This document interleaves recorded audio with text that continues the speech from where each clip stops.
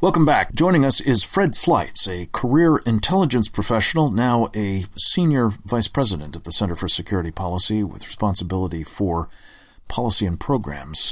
In the course of his distinguished career in the United States intelligence world, he served as an analyst at the Central Intelligence Agency for about 20 years, specializing in non-proliferation issues and the threat of the nuclear capabilities that we know a number of nations have aspired to, actually migrating to them, notably North Korea and Iran.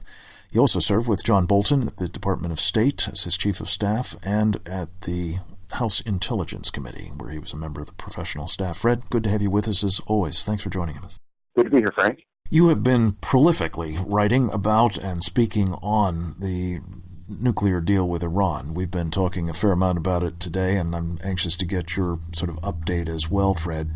In particular, you've just recently been musing about the implications for this so-called Corker-Cardin bill of the administration's negotiations and post-negotiation conduct. Talk about that. We've talked at length about Corker-Cardin as a bad deal that turns the Constitution on its head. But let's move beyond that question. Corker-Cardin is supposed to facilitate a discussion of the Iran deal and to give Congress an opportunity to review it. And I've been looking at what the administration has done since this bill was passed, and it's pretty clear that the administration has done many, many things to defeat the purpose of this bill, even though its effect on the deal is so weak. For example, Corker-Cardin was passed because of congressional concerns about huge U.S. concessions. But these concessions accelerated after the bill was approved in May. For example, the idea that a UN arms embargo and a ballistic missile embargo will be lifted, that did not occur until after Corker-Cardin.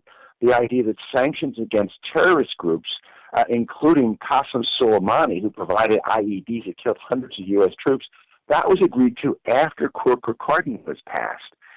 In addition, we now know that there are side deals to this Iran agreement. This Corker-Cardin says all side deals have to be passed on, but we now know there are secret side deals between the IAEA and Iran that will not be shared.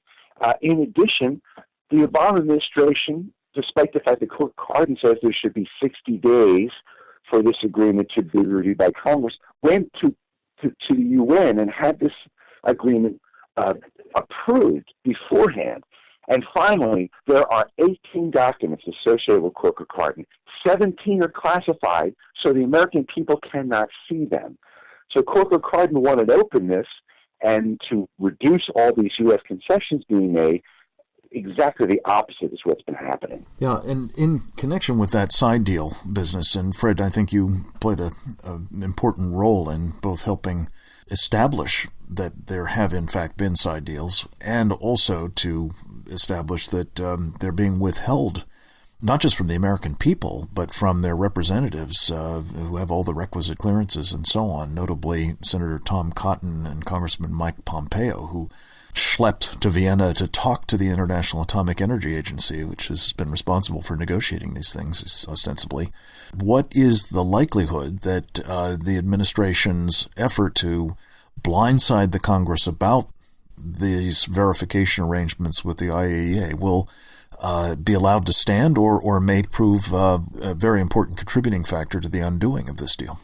These side deals are so outrageous. If it's under the deals, Iran will be collecting environmental samples and possible nuclear-related work. Now, the administration is claiming this is a normal process between the IAEA and a state that it will be inspecting. It's a bilateral arrangement.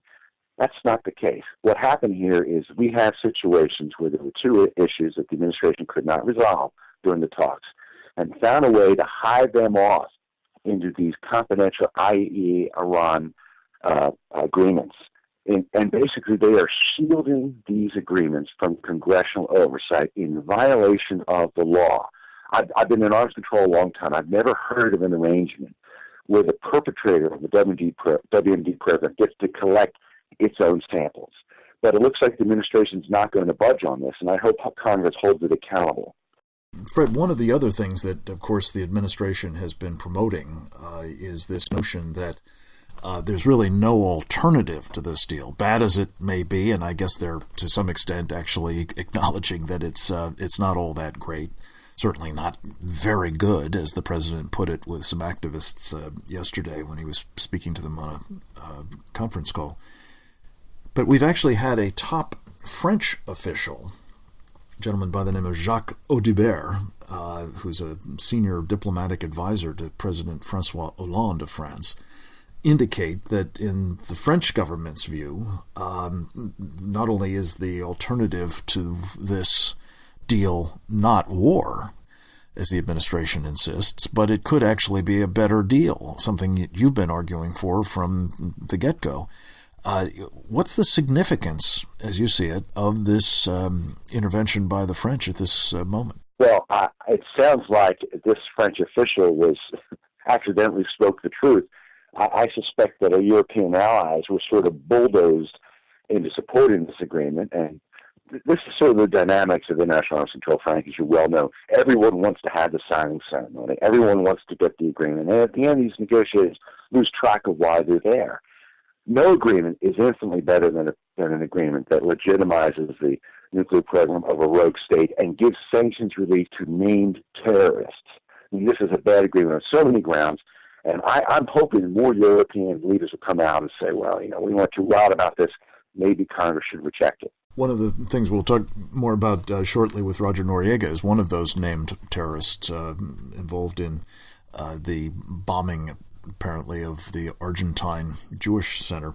But let me ask you, Fred, one of the other things that's been somewhat striking in the course of the past week has been John Kerry's appalling performance before the Congress, to the point where Salon magazine actually told him essentially to shut up. He was doing so much damage with his conversation, remarks, testimony, representations.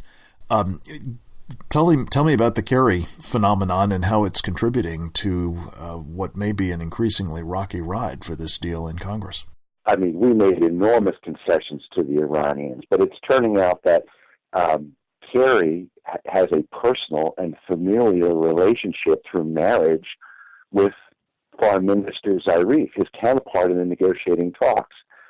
And I got to tell you that when you look at the enormous concessions made by the United States in these talks, one has to wonder, was this the man to be conducting what should have been objective and adversarial discussions with a U.S. enemy? This man should not have been friends with the guy on the other side of the table. This guy, and it also turned out that Zarif's son was the best man at the wedding of Kerry's daughter to an Iranian American. I don't want to draw too many conclusions from that, but this just suggests that Kerry obviously should have recused himself from these talks. And given the enormous concessions that were made, one has to wonder, did we have the tough negotiator that we needed in these discussions? I think it's obvious we didn't. This is a man who, after all, has betrayed his country serially now, going back to his time as an anti-war activist and veteran of Vietnam. So it's hardly surprising. And one of the things that I'm struck by, Fred, and just very quickly, if you might comment on this, it seems to me, going back to your opening points about Corker-Cardin, that the effect of that legislation really was to sort of greenlight for the administration the notion that they could make any further concessions that were needed to get Iranian agreement, because there wouldn't be a real check and balance on the deal. Is that how you see it? They seem to have interpreted it that way. It's the exact opposite. I mean, Corker-Cardin should not have passed this law. They should have seen this coming. At least Corker should have known better. But that's exactly how the administration read it. The concessions actually accelerated. Bad concessions accelerated after this law passed. It's a frightening outcome, needless to say. And really, Fred, nobody is doing a better job than you, I think, at the moment, notably at National Review Online, but elsewhere as well, chronicling what we're discovering, what else is of concern, and raising the alarm that this deal must be rejected. I appreciate tremendously what you're doing, both in that regard and, of course, with us at the Center for Security Policy, where you now are our Senior Vice President for Policy and Programs. I hope you will keep it up, and needless to say, we look forward to talking with you again about all this next week. Next up, we'll speak, as promised, with Ambassador Roger Noriega about the implications of this deal for our hemisphere and more. Straight ahead.